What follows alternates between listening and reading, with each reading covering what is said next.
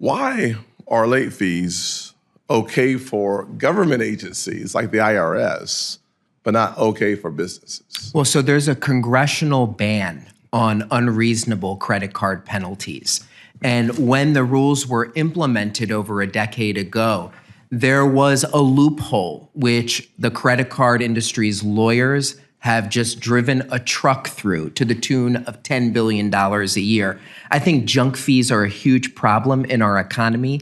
I would simply say that speaking with forked tongue is common in the Biden administration, number one. Number two, I would simply say this as my time is running out, according to the chairman's red button. I wish we had congressional bans on the IRS charging late fees and interest on balances due. I wish we had a consistent standard applied to the public sector as we do the private sector. We'd probably have better outcomes. The CFPB, Civil Investigative Demand, or CID process, is a prime example of your agency's vast attempts at regulatory overreach in an effort to chase obscure objectives and pet interests. A company, a small business, subject to one of your CIDs can spend years and hundreds of thousands, if not millions of dollars, attempting to comply with never-ending CFPB demands. Adding insult to injury, a company subject to CID compliance can be left hopeless for change, since any appeal is ultimately described and determined by you, the judge, and the jury. In fact, under your leadership, all CID appeal requests have been denied. How many CIDs has the CFPB issued under your leadership?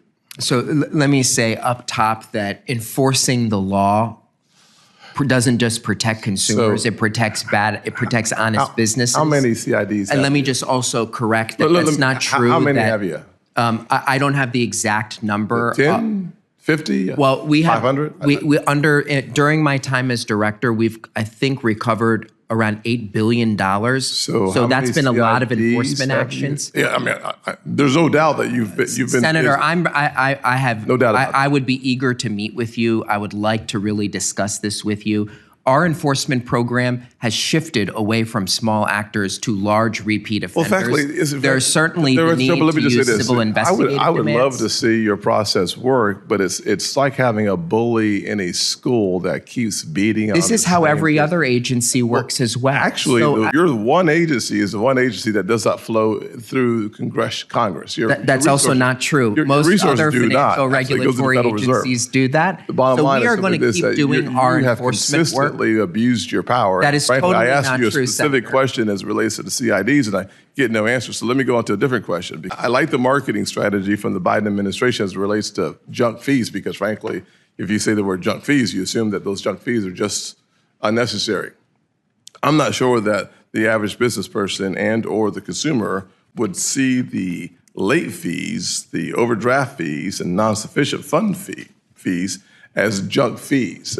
There's no question that the Biden administration has done a fabulous job of trying to highlight and market to the American people that these fees are unnecessary. Well, you said it's $10 billion. I'll take your word on that. The bottom line is simply this, that as a business functions, if you do not collect those fees from people who are delinquent on their payments, then you find those fees someplace else. So the fee structure may go away, but the revenues must be replaced by something else. And they're consistently replaced by either higher interest rates on credit cards or higher fees on accounts, or the elimination of those accounts, because if you can't find the revenues to maintain profitability from that sector of your business, what you essentially do is you eliminate them. Having been in business for 20 plus years, I can tell you that the bottom line is a simple one, that if your lowest performing consumers aren't incentivized to continue to perform better, you typically stop offering those